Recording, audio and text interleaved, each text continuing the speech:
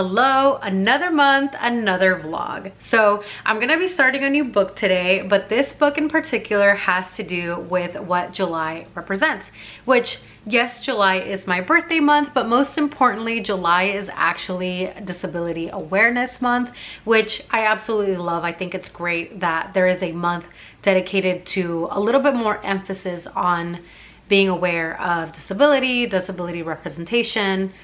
I love it. I think it's great. Now, a lot of people don't know this about me, but I actually have epilepsy, which if you don't know what epilepsy is actually a seizure disorder, and it pretty much has no cure. A lot of the times there's no reason for people having seizures or, you know, having epilepsy, and I happen to be one of those people. I was diagnosed when I was 16. I was actually a few months away from turning 17, about to go into my senior year of high school, and bam, I had a seizure. I actually almost, the very first time that I had one, because my family had no idea what was going on. No one in my family had it, and it was a very scary experience, I think, for my family, for me. It led to doctor's appointments and MRIs and CAT scans and blah blah blah, because sometimes with seizures they could be triggered through you hit your head or a tumor or things like that, and thankfully everything came out clear that it was okay. But the only bad thing is that I am like a lot of people, that there was no reasoning for it. I just now had seizures and epilepsy. So after I had another seizure, that's when I was officially diagnosed with epilepsy, and I've basically been taking medication since I was 16. Now, full disclosure, when I was diagnosed, I thought my life was over. I was 16, about to be 17, about to start my senior year of high school, which was then going to lead to college and parties and my 20s and whatever. And I was like, my life is over. I now have to take medication for the rest of my life. No one's gonna wanna be with me. Who wants to deal with somebody who has that? Like, just really conflicting thoughts and feelings. And again, I'm a teenager at this point. I would love to go back and just give that 16-year-old Myra a huge hug and tell her, listen, this fucking sucks, and you have every right to be mad at the world for a little bit and to think, why me, why this, why that. That's okay, that's valid. It's okay for you to feel that way, but just know you're gonna be okay. You are very lucky that you have medication that can help you control them to the best of their ability. And you know, as far as someone not loving you for you, it's like the right person is going to love you for exactly who and what you are, and something that, yeah, you happen to have and you have no control over, they're going to love you just the same, and they're gonna have no problem helping you with that. And I've had a seizure pretty much in front of every single boyfriend that I've had.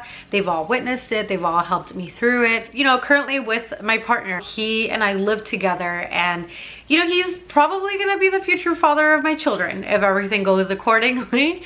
But he's witnessed me having 2 seizures now since we've been together.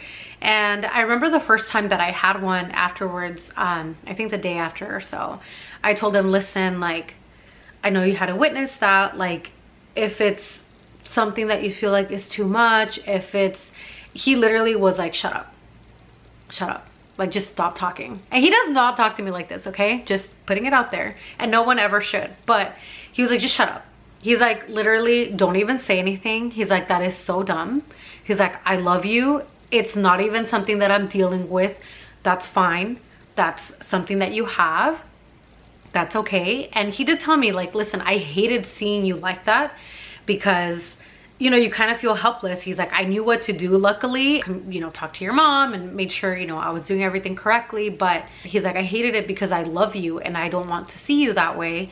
But he's like, stop saying that is too much or whatever. He's like, don't even say anything like that. He's like, you're so dumb, don't say that. And again, it was coming from a good place, but just know that if you are in a similar position that I was in back then, or even right now, just know the right person is going to accept you with your whole package, okay? So just know that. Now, if you are wondering, I do have tonic-clonic seizures, which honestly, it kind of makes sense. Of course, I would have the most dramatic looking seizures. Tonic-clonic is what a lot of people think of when they think of seizures, which is the one where I actually like pass out and I'm convulsing and my whole body is doing you know, all sorts of movements, that's the one that I have. I am very fortunate that I have medication that keeps them relatively under control. I have known people that they have to take, you know, 3 or 4, and even then, if they don't take them on the exact same time every day, it'll, you know, trigger one. So I am very fortunate in that way. I do have side effects that I deal with. I do have pretty low lows. I can have pretty high highs. The biggest thing I think for me is mood swings for sure. I could be completely fine and then my mood would just out of nowhere just dip. Or something that normally wouldn't bother me really bothers me, and I just am so pissed off and so angry for no reason that I've had to learn to try to be more aware of how I'm reacting to things, and aware in the sense of like, hey, you know, just kind of telling the person, you know what, I'm sorry, I didn't mean to have an outburst like that, I didn't mean things like this. Pretty much kind of swallowing your pride and being like, I'm sorry. But anyway, with all of this said, if you have any more questions, please let me know. I'm more than happy to answer anything, but that's that.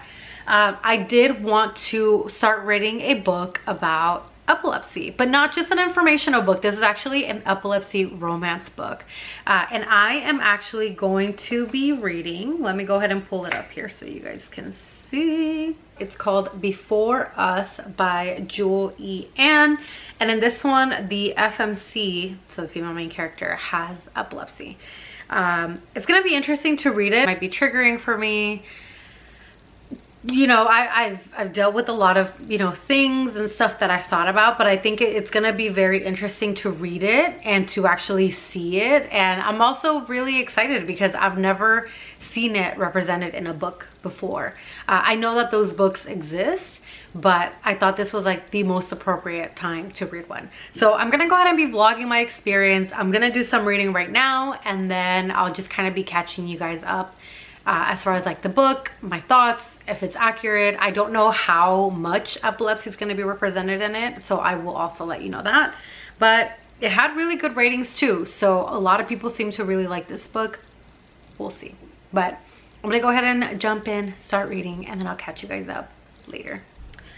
Okay, so I am currently 11% into this book and I really like it. So the book starts off with the heroine having a seizure. She's at a bank and she is basically coming back and she's coming to, and I literally was like, oh my gosh, I relate, because there is nothing more disorienting than when you come back from a seizure. You're kind of out of it, you don't know what happened, you don't know how long you've been out. There's also, like for example with me, when I have a seizure and I come back from one, there's like a period where it's not really me. Like the way that my doctor explained it to me, it's like basically when you restart a computer, right? So like you're restarting the computer, so it takes some time to load. And just because it, for example, pops up your screen for you to put in your PIN or your password, even after you do that, it takes a while for your computer to still fully load and be ready to go. I have this weird thing that my family says that I do, where apparently when I come back, right, it's still not fully me because I don't remember doing this, but they tell me that I do this.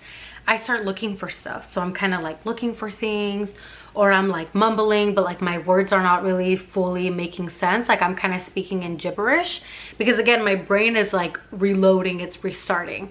And so she actually just had that. She was able to like kind of come back a lot faster. But she was saying, for example, after her seizure, like she had a huge headache and she's in a rush because she actually has to get to an interview because she really needs a job. She's actually living in her car. She's homeless, and it's because she used to live in a trailer, but she lost it due to her medical bills. And so she has no insurance. She doesn't have anywhere to live. She's living in her car. Now, this couple that she's going to go meet with is a couple that, an older couple that she cleans the house with recommended her to. And so she thinks she's gonna walk into like this older couple, but it turns out that it's this guy that looks possibly in his 30s. She's 23, by the way, the heroine. And he looks like he's like in his 30s. And when she gets there, she thinks he's maybe the grandson or something. And it turns out that that's her boss or potential boss. Is for him and his wife. His wife actually has cancer. She had breast cancer, and Basically, they thought the cancer was gone, but it kind of came back with a vengeance. So things are not looking very good for the wife. His wife immediately loves her and wants to be around her. Her name is Emerson. She is our heroine who has epilepsy. And then Susie is Zach's wife. And Zach and Susie have such a beautiful relationship. She literally is like, wow, he is goals. Like, he's the type of man that you want to be with because he is so loving towards his wife, the way that he looks at her, the way that he talks about her. And there's some things that I've highlighted on here already. Nobody knows how many tanks of gas they have to make it to wherever their final destination is in life. The wife actually ends up telling Emerson a story about how prior to her meeting Zach and being with him, she was with Tara, and Tara was her soulmate, the love of her life. And Tara unfortunately had an aneurysm at work, died on the spot. And so she's telling her, like, after that, I kind of thought my life was not over, but she did say, like, I didn't want to just wait a long time before I put myself out there. And she ended up meeting Zach. And she basically tells her soulmates are not soulmates, meaning S-O-L-E. Without one, we are not alone. Many souls feed our own. Humans are interchangeable puzzle pieces. We fit into more than one space. So she's basically telling her how there's not just one person that's meant for us and how we can have multiple people. And she explains to our heroine Emerson how yes, she loves Zach and that's her husband, she's in love with him, but she also loved Tara, and it could be possible to have two or multiple loves of your life, and how she loves them both just as fiercely but in different ways. They're kind of building this relationship.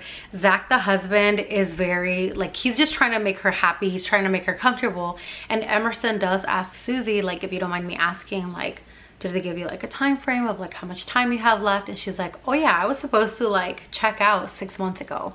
So, and she wants her husband to move on. Like, she's told her, you know what, I want him to move on. I don't want him to like waste his life. So it's very, like, I would say it's very emotional, like it's very touching. But so far as like the epilepsy rep, you know, her talking about not having insurance and how expensive the medication is, I mean, that is a fact. And it probably varies by where you live, but me living here in the US, it's so expensive. Medication that I take the generic form of it, and I believe without insurance, it's like about $500 for a month supply. 30 days. Just a 30-day supply. And this is a generic brand. I think the actual brand is like $1,200 for a month. I mean, that is just like so crazy. And of course, like, you need this medication. And so with her, you know, she doesn't have insurance. She wants to get insurance, but she needs to, you know, get this job. And so she's doing all of this, and her goal is to be a travel photographer. That's what she wants to do. But right now she's trying to get money to basically have enough to support herself and try to figure things out until she can get insurance and she can get medication. So I don't know if she already has access to medication right now. I don't know if she already ran out of them from the last time that she had insurance, but that's where she's at. She's homeless, she doesn't have insurance, but she's working for this couple cleaning houses. It's been a couple days. I'm gonna go ahead and jump into the book, but and excuse my hair because it's pretty hot here in California. I know, I have no right to complain when other people have like 113, 120 degrees. But here for us, high 80s and 90s, and we're all whining about it. So one thing I will say about this book, Zach, the husband, so adorable. Like, you can tell he loves his wife. So I'm curious to see what's gonna happen. I don't know how I'm gonna feel about the romance, but here's like just some of the lines that I've highlighted, okay? Knowing her is a gift. Loving her is life. Saying goodbye will gut me. And he's talking about his wife who is dying of cancer. And then another one, oh my God, okay. He says, if I can't hold her, then why do I need arms? The thought of life without her cripples me in ways I can't even articulate. And that's why she knows I will question my life. And that's why she knows I will question life and my entire existence when she's gone.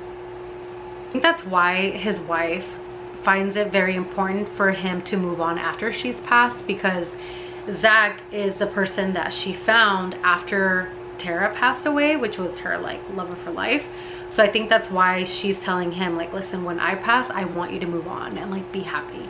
So it's so sad though. This is a quote from Susie, the wife that has cancer. She says, when you're questioning your purpose or can't see which direction you're headed, pack up your crap and change the scenery. I regret the times I spent trying to repaint the same canvas. Months now that she's been working for them. It's already like the summer. Both of these women have gotten so close together. They've really formed a beautiful friendship. And it's kind of funny because like the wife is trying to push, not pushing, but like she's joked about her being with her husband. Not while she's alive, but you know, just kind of like, oh yeah, you know, whatever. But I don't know.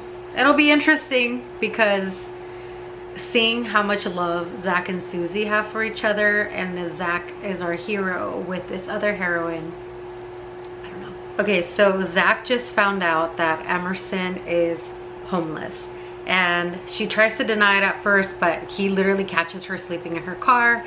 So he tells her, you're gonna like live here with us. And she's like, no, I don't want your pity. He is a little bit like confused because he told her like, okay, you have a college degree, you have a job. Like, how is it that you, like, I'm sorry, but how is it that you can't pay rent somewhere? And she tells him, well, I could either pay rent or I can pay for my epilepsy medication, pay my student loans, and have a cell phone plan, which obviously she needs to stay in communication with her clients and also to build her social media because she's trying to do photography. Having epilepsy is not your fault. The shitty healthcare system or lack thereof in this country is not your fault, okay? Because she's humiliated about the fact that she is living in her car. She was like dating this guy, this like guy that worked at a gym. She ended up breaking up with him, but obviously that's why she doesn't have access to a shower or anything. The boyfriend that she has, she never told him she had epilepsy. She never told him that she was homeless. So basically he's telling her like, just let us help you. She finally admitted to herself at least that she has a little bit of a baby crush on him, and it's mainly because of one was Susie has told her about Zach and you know their relationship, and also because she sees the way that Zach is with Susie, and that just kind of makes her like admire him even more, especially coming from a place where she didn't have the best role models for men or dating men. So I don't know, sorry y'all, my AC is on full blast. But I'm gonna go ahead and do a little bit of reading right now and give you guys an update because it's been a while. Excuse my AC, but yeah, it's freaking hot, so I kind of have to have it on. But they're at the point now where she's about to pass, like she's gonna pass any moment now, and she's told her, you know what, I see the way that you look at my husband, and I see the way that he looks at you, and I'm hoping that he's not gonna be lonely when I pass, that you're gonna help him be strong. And she's like, wait, like, no, I would never, like, I just admire your husband. And she said, that's fine. I'm not saying anything's gonna come off of it, but I'm just saying that if it does, it's okay. So she's kind of giving her blessing, but still, like, it's pretty hard. Like, he's really struggling, she's struggling because she's become really good friends with Susie now. She can't really picture, like, her not being in their life anymore. So yeah, it's pretty sad. Like it's pretty emotional where I'm at right now, obviously. I've read a lot more from the book now, and some things have gone down. So his wife has sadly now passed, and they kind of go into this period of Emerson having to take care of Zach now. And she's taking care of him in the sense that she's making sure that he's at least eating, you know, once a day, that he is getting a little bit out of bed. And as time goes on, she does notice that in his grieving process, he's getting a little bit better. And of course, you know, totally understandable, the love of his life makes sense, right? So he does eventually start working again, and he is a pilot. I don't think I had mentioned that before, but he is a pilot. So he starts, you know, booking more flights, and he actually kind of gets into this mindset of, let me have as much work as possible so that I don't have to be home where I have all of these reminders of my dead wife. One of the days though that he comes home, and as soon as he walks in, Harry Potter, and it's Pawter, which is Emerson's cat, is there to greet him at the door, and he notices that he has like blood paw prints, and he's like, what the heck is going on? So he starts calling out Emerson's name, and he ends up finding her on top of the dishwasher. So it looks like she was either unloading or loading the dishwasher, and she had it open, and she happened to have a seizure, and she fell on top of it.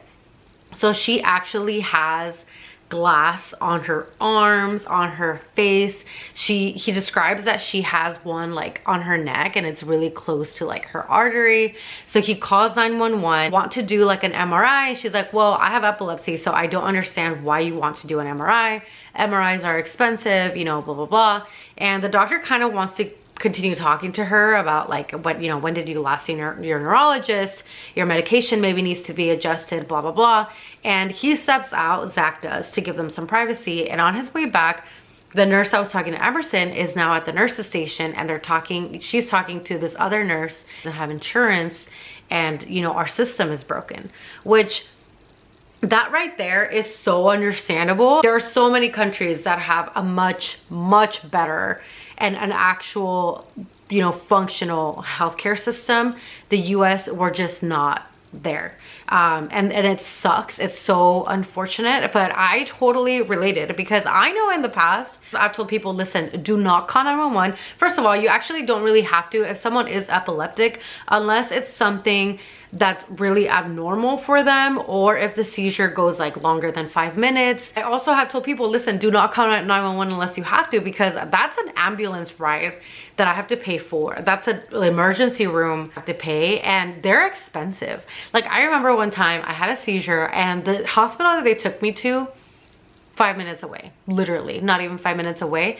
I had to pay like $500 for the ambulance ride, which is a cheap fee. I know it's cheap compared to other fees that you can get, but it was like a $500 ambulance ride. I had to pay like a $200 or $250 like firefighter fee. And I'm like, I didn't fucking tell them to come. Why do I need a fire truck to come? I didn't tell them to come. Anyway, as you can tell, I'm so like triggered by that. But anyway, that, and then for like me being in the emergency room, they did 0 testing, okay?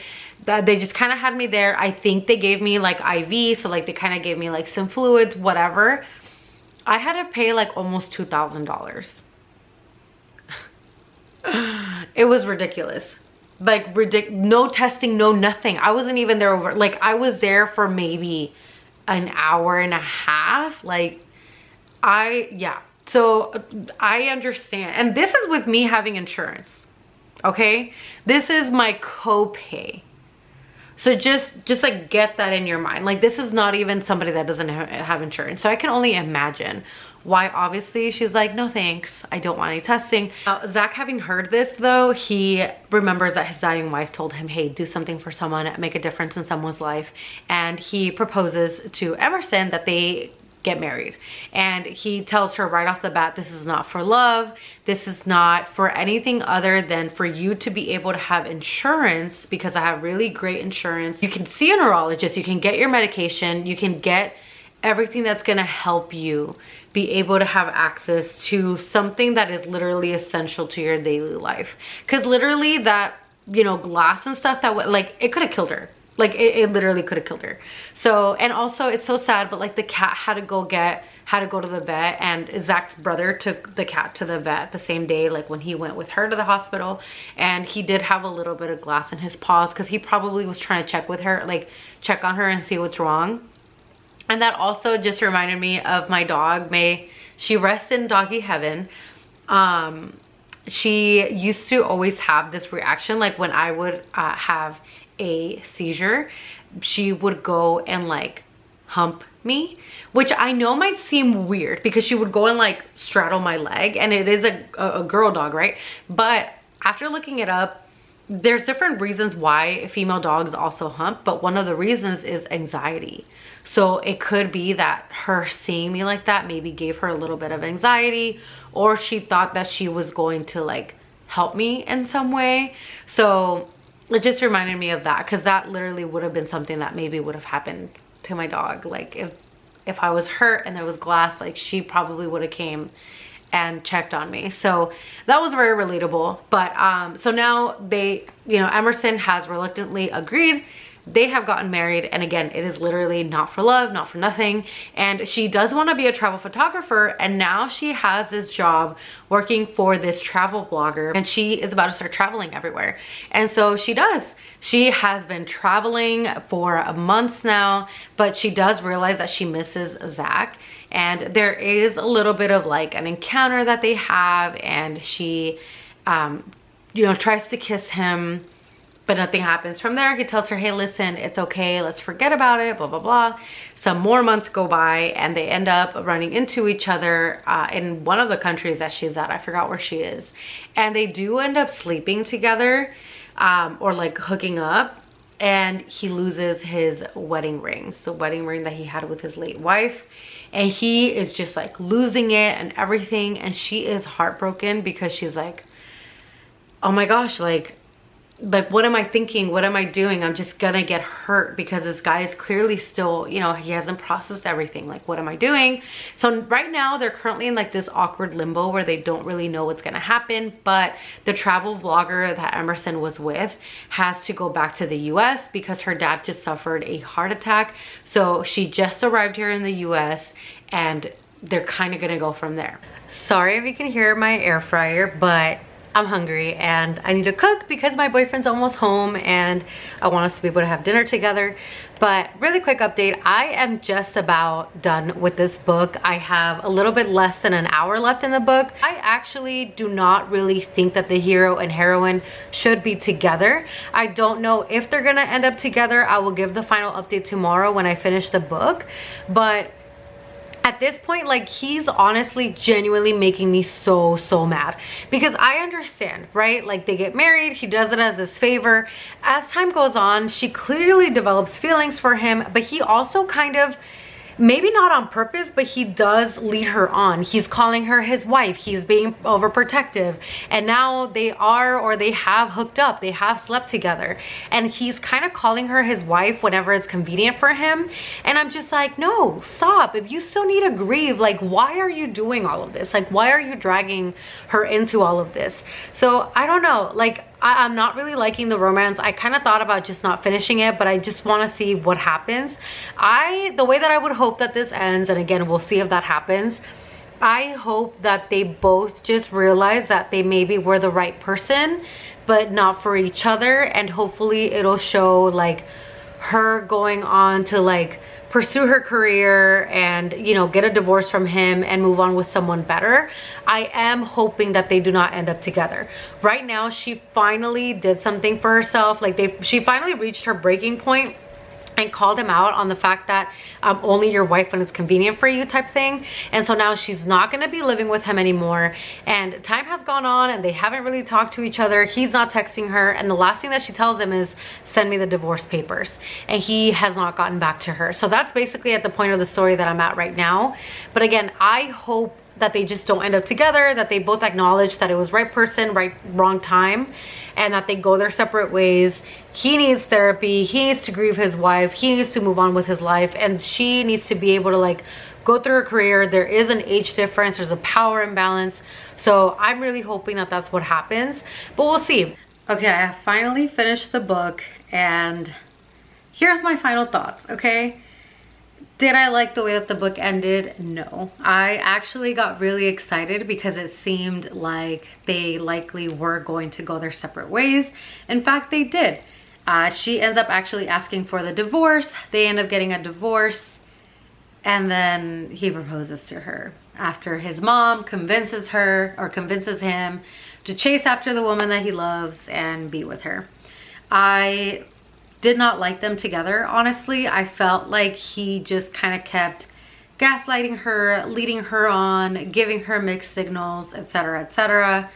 Do I get that he was grieving? Yes, but I feel like then grieve and get things over with, but like don't lead people on. So already super annoyed by that. And then with her, it's like, girl, how many times are you gonna let this man just lead you on? Like, he constantly keeps doing the same thing. Like, why are you with him?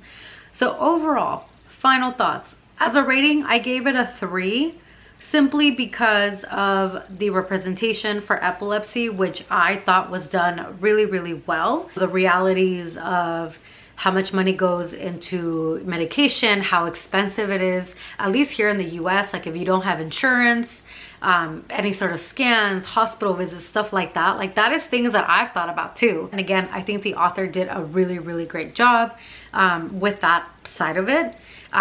The story itself, like there was a lot of really great inspirational quotes, a lot of things about soulmates. I think I like verbalized some of them throughout the book. But again, do I believe that this is a good romance? No. Do you get to see the epilogue, like 3 years go by from like where the book ends and the epilogue is, and I was just like, whatever. It's nothing against the author. It's not about how it was written. I just did not think that these characters should be together. I definitely do want to check out other books that have to do with epilepsy, and hopefully I find a better romance book, because this one, in my opinion, just the romance was just not it for me. It felt toxic and just like these two people that, again, right person, wrong time, but just go on with your lives and like be happy elsewhere. So that's just my personal opinion. I know a lot of people have really liked this book. That's fine. For me though, the romance just not there. With all of that said though, thank you so much for taking the time to watch this video. I hope that you learned a little bit more about epilepsy today. I would definitely encourage you to do some research if you'd like, because you never know when you might have to help somebody. So that might also come in handy, and I would highly encourage it. But thank you so much for taking the time to watch this video, and I will see you all in the next one. Bye.